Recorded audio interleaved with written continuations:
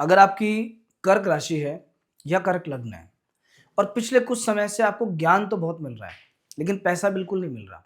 पैसा हर जगह अटक चुका है। बेचैनी और स्ट्रेस कंटिन्यू रहता है।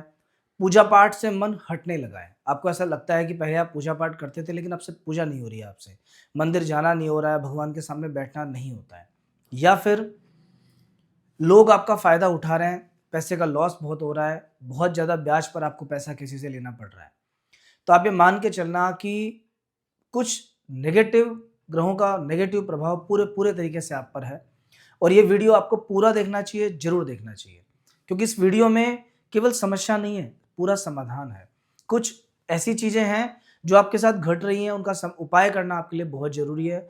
बहुत सिंपल और सरल उपाय मैं इस वीडियो में आपको बताऊँगा। करने के बाद आपको रिज़ल्ट ज़रूर मिलेगा। लेकिन उसके लिए आपको एक बार वीडियो में कंटिन्यू बने रहना पड़ेगा और हम ये समझेंगे कि क्या-क्या परेशानी आपके साथ हो रही है, क्या कारण है, क्या उपाय करना है आपको। तो दोस्तों, अभी कर्क राशि जो है ये पूरे सभी राशियों में 12 राशियों में सबसे सेंसिबल राशि, सबसे सेंसिटिव राशि मानी जाती है कर्क राशि। कर्क राशि के लोगों को अनुभव बहुत ज़्यादा होता है। कम एज में ज़्यादा मैच्योर हो जाते हैं। जिस एज में लोग पढ़ाई करते रहते हैं, खेलते-कूदते हैं, उस एज में ये बड़ा व्यापार शुरू कर लेते हैं। रिस्क टेकिंग कैपेसिटी बहुत ज़्यादा होती है। जो रिस्क लेते हैं उसका बेनिफिट भी मिलता है। तो ओवरऑल वैसे तो कर्क राशि हमेशा बढ़िया होती है, लेकिन अभी कर्क राशि का समय अच्छा नहीं चल रहा है। लास्ट 1 साल उठा के देख लेना और स्पेशली पिछले मार्च के महीने से तो इतना हार्ड टाइट चल रहा है कर्क राशि के लोगों का, बहुत परेशान है। देखो, मैं जो देख रहा हूँ कुंडलियाँ, जो लोग मेरे पास आते हैं, उनमें 90% लोगों में मुझे यही सिम्पटम्स नज़र आ रहे हैं और उसके कारण है।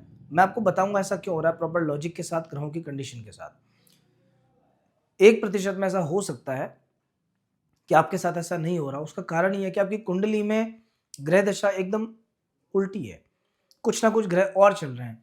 शुक्र की दशा चल रही होगी, बुध की दशा चल रही होगी या कहीं न कहीं शुक्र बुध की मजबूत स्थिति है जो फाइनेंस को देती है। इन केस अगर ये परेशानी आपके साथ एक्सट्रीम लेवल पे है कि बहुत ज़्यादा ही चल रही हैं, तो एक बार आपको अपनी कुंडली ज़रूर दिखवानी चाहिए, उसके माध्यम से प्रॉपर समाधान पता करना चाहिए। तो दोस्तों, एक बार शुरू करते हैं, देखते हैं और क्या-क्या परेशानी आपके साथ चल रही है और ये कब तक चलेगा। तो सबसे पहले कर्क राशि के जो लोग हैं, ये परेशान है पैसे से। धन के स्थान में जो पहली परेशानी है आपकी वो पैसा है। धन के स्थान में केतु बैठा है। धन के स्थान में बैठे हुए केतु का काम होता है कि धन नहीं देना, जोड़े हुए पैसे को खराब कर देना, पैसे का नुकसान कंटिन्यू देना, अपनी बोली हुई बात से घर परिवार से अलग हो जाना। ये बृहस्पति और केतु मिलकर आपको ज्ञान तो बहुत दे रहे हैं, अनुभव बहुत दे रहे हैं। अभी लोगों को परखने की क्षमता आपकी बहुत ज़्यादा हो जाएगी। ये भी हो सकता है कि जिन लोगों को आप सबसे नज़दीकी समझते हो कि मेरे खास मित्र हैं, खास रिश्तेदार हैं, आने वाले 6-8 महीने में उनमें से 2-4 ही बचें, बाकी सब चले जाएँ। अच्छी बात है, एक तरीके से आगे तक के लिए आप सावधान रहेंगे, ये होना बहुत ज़रूरी भी है। तो अभी सबसे पहले परेशानी कि धन की परेशानी। अभी पैसे से आप परेशान हो सकते हैं। बहुत सोच समझ के इन्वेस्टमेंट करना, दूसरे की सलाह पे भरोसा मत करना। 12वें घर के बृहस्पति में दूसरे की सलाह नुकसान देती है। खुद का दिमाग क्या कहता है, खुद को क्या करना है, वो सोच समझ के आप निर्णय लेना। बहुत से लोग आपको सलाह देने के लिए आगे आएँगे, लेकिन गुरु का ज्ञान आपके काम का नहीं है अभी। इसलिए जो भी आपको ऐसा सलाह दें, उनसे कहना भैया मैं खुद देखूँगा मुझे क्या करना है। दूसरी चीज़, कुटुंब के जो लोग हैं आपके, जो दूर के रिश्ते हैं, उन लोगों के साथ में व्यवहार बिगाड़ना मत। वरना ऐसी सिचुएशंस आ सकती हैं, आपके कुटुंब में लड़ाई झगड़े हो सकते हैं, मार-पिटाई हो सकती है, रिश्ते बिगड़ सकते हैं, मन बहुत खराब हो सकता है उन लोगों की तरफ से, वो आपके लिए परेशानी का कारण बन सकते हैं। उस लेवल पे भी थोड़ा-सा ध्यान आपको देना पड़ेगा। अभी 6th हाउस में 4 ग्रहों का गोचर एक साथ है, छठे घर में। मंगल, सूर्य, शुक्र और बुध। देखिए, बुध तो यहाँ पर विपरीत राजयोग का निर्माण करते हैं। बुध आपके 12वें भाव के मालिक हैं आपकी राशि के अनुसार और षष्ठ भाव में बैठ गए। ये बनाते हैं विपरीत राजयोग और जब बुध से छठे घर में विपरीत राजयोग बनता है, उस व्यक्ति के पास अचानक कहीं से पैसे की व्यवस्था होती है। ननिहाल पक्ष के जो लोग हैं वो मदद करने के लिए आगे आ जाते हैं या फिर उसकी बुद्धि से कोई ऐसा डिसीजन वो लेता है, ऐसा अचानक से कोई निर्णय लेता है जो उसके बहुत काम आता है। तो अभी अपनी बुद्धि से काम करने का समय है, अपने निर्णय आप खुद लीजिए। ननिहाल पक्ष के लोगों के साथ मिल के कोई काम कर सकते हो या उनके सहयोग से अगर कोई काम कर सकते हो, अभी बहुत बढ़िया टाइम है। अगर कोई आर्थिक मदद आपको लेनी है तो आप उनसे लेने का प्रयास करो, वो लोग आपकी फाइनेंशियल हेल्प अभी कर सकते हैं किसी भी मामले के अंदर। आगे बढ़ें, अभी जो ये बाकी जो ग्रह बैठे हैं, ये मंगल, सूर्य, शुक्र, इनका काम क्या है कि शत्रु बढ़ाना।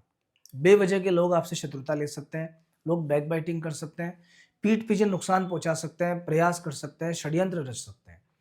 अगर आप नौकरी पेशा व्यक्ति हो तो नौकरी में बहुत सावधानी बरतना, पता भी नहीं चलेगा कब लोगों ने बॉस को आपके अगेंस्ट कर दिया और पता चला कि आपको नुकसान हो गया, तो बहुत सेफ्टी बरतना।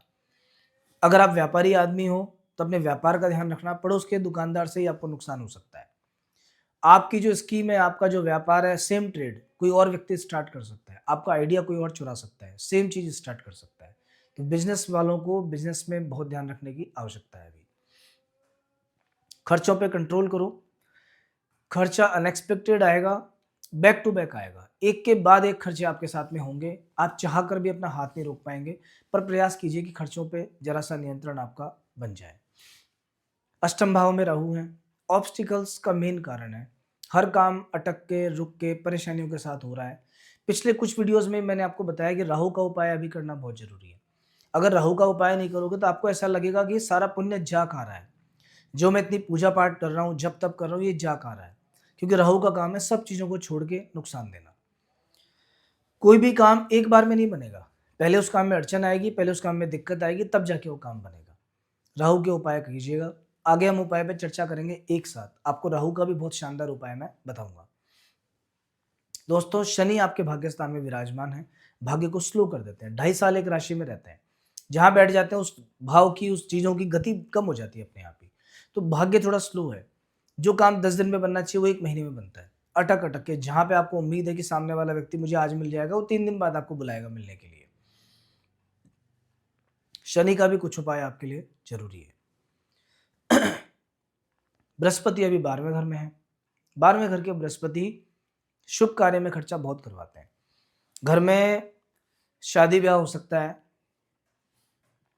कोई अटका हुआ सौदा आपका बन सकता है, नई प्रॉपर्टी खरीदने का योग बन सकते हैं, नए व्यापार में इन्वेस्टमेंट के योग बन सकते हैं। कुछ ना कुछ पॉजिटिव चीज होगी, आगे जाके उसका रिजल्ट बढ़िया, लेकिन फिलहाल खराब है, तो थोड़ा सा सेफ्टी आपको अभी बरतनी पड़ेगी। इन सब चीजों के बाद हम बात करेंगे वीक के 7 दिन कैसे हैं आपके लिए। तो आने वाले वीक में 29 तारीख और 30 तारीख, ये 2 दिन अच्छे हैं। नौकरी में फायदा मिलेगा, पिता से लाभ रहेगा, मान सम्मान बढ़ेगा, अटके हुए काम रुकेंगे, जो अटके हुए काम है वो बनेंगे आपके, रुके हुए काम बनेंगे आपके।